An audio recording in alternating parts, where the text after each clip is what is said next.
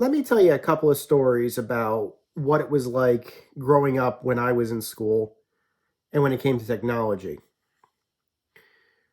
When I was in first grade, I saw a computer for the first time.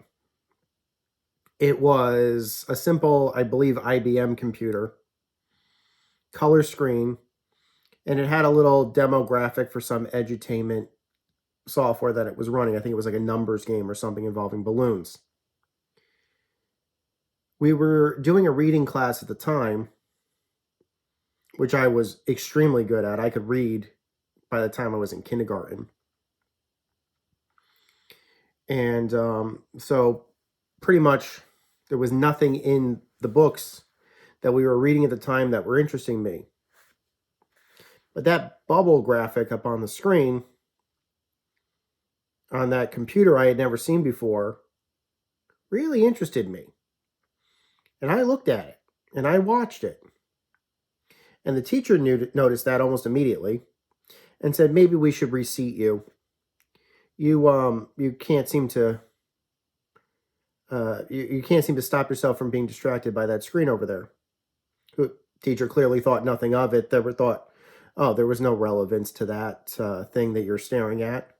It's only now become almost 30 years, 30 years later, one of the most fundamental, basic things most people have to know how to use just to get by in modern society. Now, I understand that people also need to be able to read, but like I said, I could already do that. But I'll move on. By the end of the next year, I don't think I was older than 8 or 9 years old. But by the time I was in second grade, the school I was at opened up a computer lab. Basically, they took a whole bunch of those computers. They bought a whole bunch of them, maybe from IBM. I can't remember. Probably from IBM. They got a whole bunch of IBM Model 25 computers, set up a whole lab about it, and had the whole lab set up for, like, again, edutainment software. I was the student proctor of that lab, and I was 8 years old. My job was, after school, maybe like once or twice a week, I would, with about 2 other boys that I handpicked,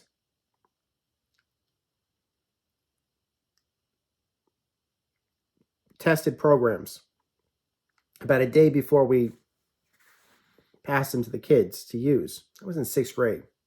And I could make simple graphics with it. We had access to printers and stuff like that. And I have no artistic aptitude whatsoever, short of the written word. But that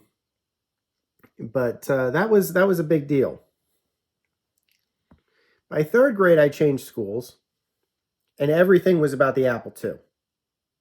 And let me be honest, the Apple II was pretty much obsolete by that point. The Mac was out, and the color Mac was out. There were Power Macs and things like that. So it wasn't just like you had the early Macs. This was like you had Power Macs, you had Mac laptops that were available. But pretty much everything were like Power Macintoshes. And they had a whole lab set up next to the library, a whole space, like a recreational space set up with computers. And we could visit the computer lab once a week. And most of the time we used it to spend time on useless typing programs. Now, I didn't know how to type at the time. I was probably 8. I had no experience with a keyboard. But yeah, useless typing programs at that time, it was too early for me. I didn't learn how to type. And although I can type at about 100 gross words a minute, that wasn't until high school, and that took practice. But I got there. But again, 8 years old, that's too early for that. What would have been more useful was if they had used the time, instead of wasting my time trying to teach me how to type, which takes practice that once a week is not good enough for. Yeah,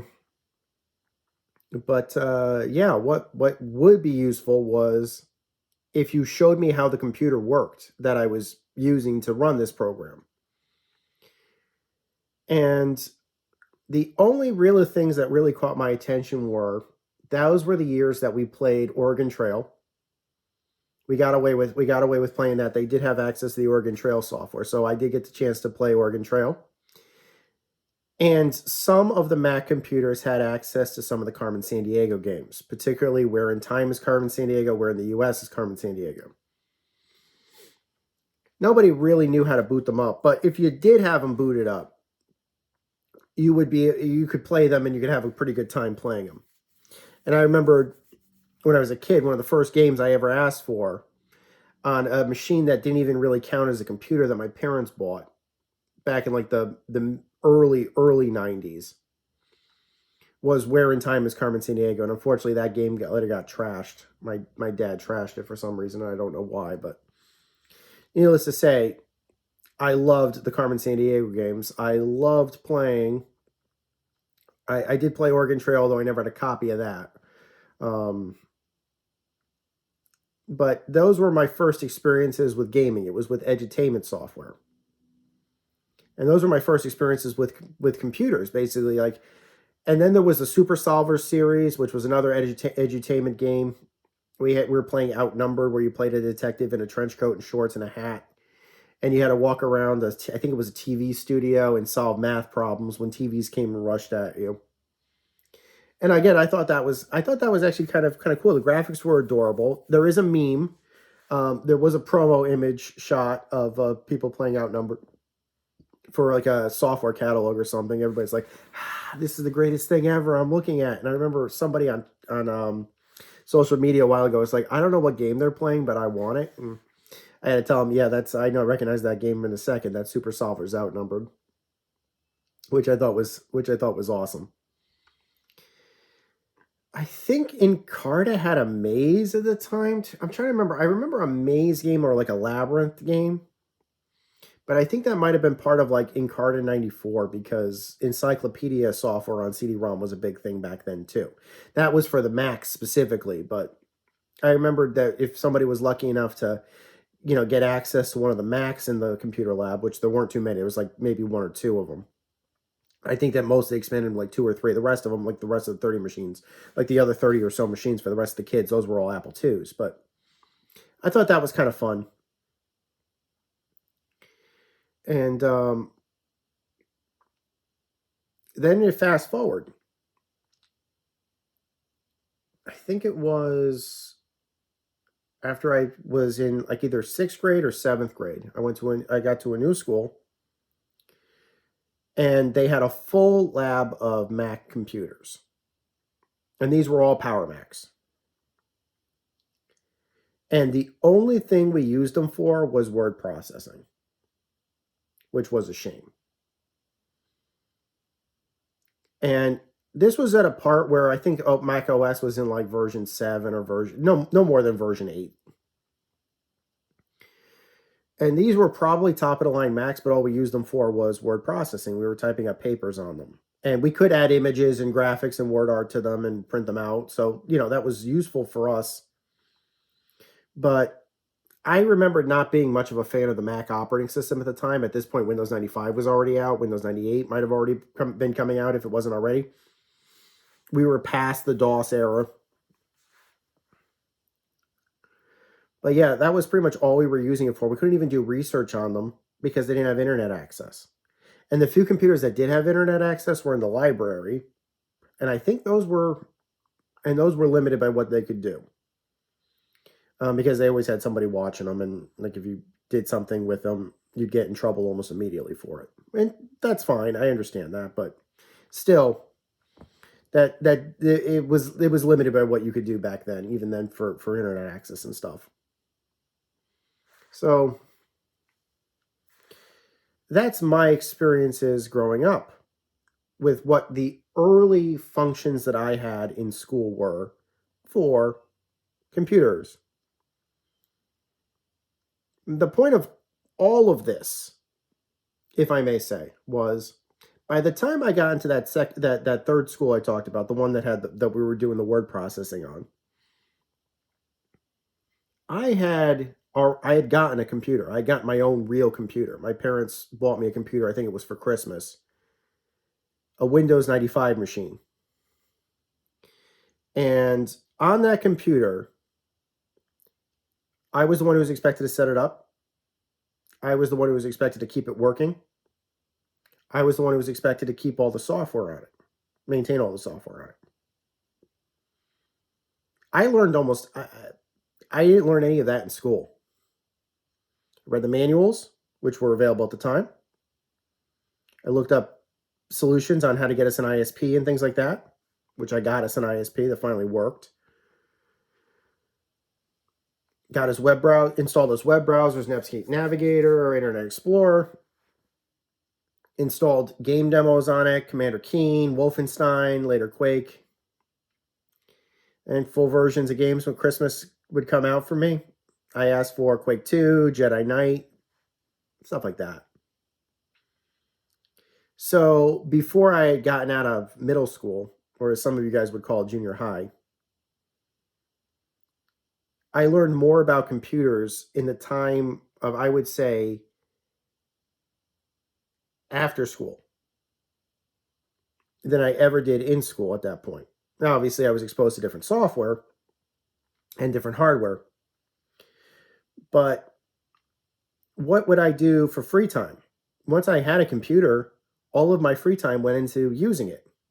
And don't get me wrong, I mean, I was using it for like word processing and stuff like that, of course, for typing up assignments and stuff like that. In fact, I actually joked, one of the first things that I did, like the week or two after I got the computer, I brought up like a word, like a word processor on it, and I did all my homework that night, just simply typing up all the answers. And the teachers accepted it. The teachers accepted it. But my mom remarked to me, "You're typing all of this up. You must think that you must think that this is like some futuristic thing." And I said, "This has been held back from me for too long," or something of that gist.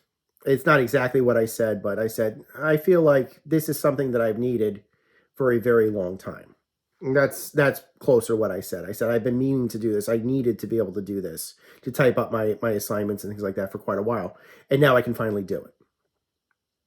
And again, submitting papers and stuff like that typed up, even mathematics sheets and stuff like that, they had no problem with it. They accepted it no differently than if I had handwritten it. So no big deal there. After a while, I got bored. It was, sometimes it was easier to just type up a paper. Sometimes it was easier just to handwrite it, that sort of thing. After a while, I didn't keep that for very long.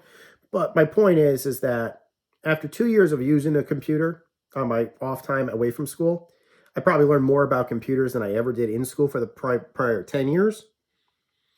And that's by design.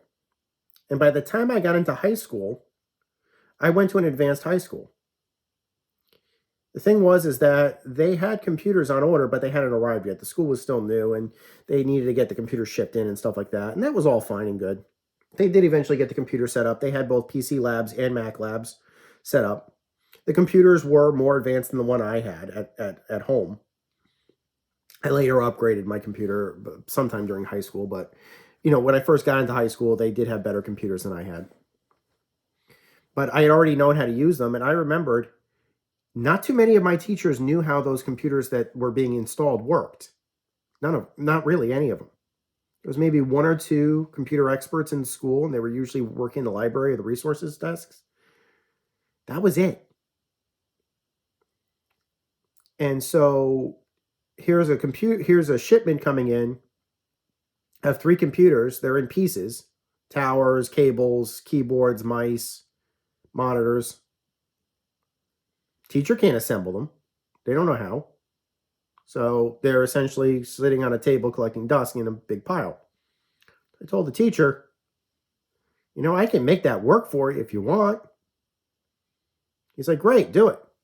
I did. And in 15 minutes, I set up 4 computers for him in his classroom, right there on the spot. And they all worked perfectly when I powered them on.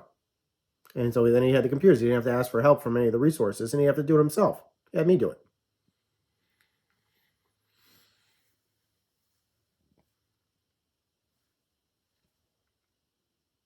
My point is that fast forward just a few years later, everybody needs to know this stuff. Everybody, certainly this was 20, actually I take it back. This is probably almost 20 years. This is 20 years after that.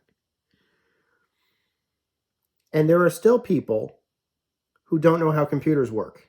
It's not part of school curriculum, from what I've been told, even to this day. Like I said, computer resources are available in schools for the most part.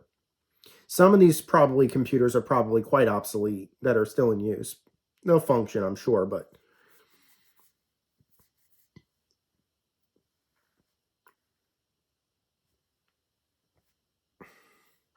do the kids know how to use them? Probably. Did they learn it from school? Nope. Probably not. Meanwhile, the teachers are wasting the students' times with useless concepts. Like, I want you to write me a 50-page essay about what they meant by the raven was black.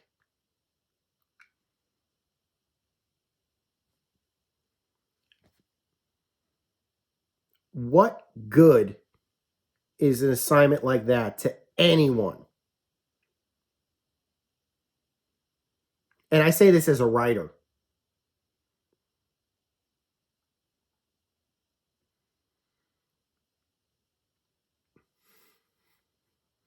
Anyways, I hope you guys enjoy your holiday away from school. You'll probably learn more while you're out of school as you did when you were in school.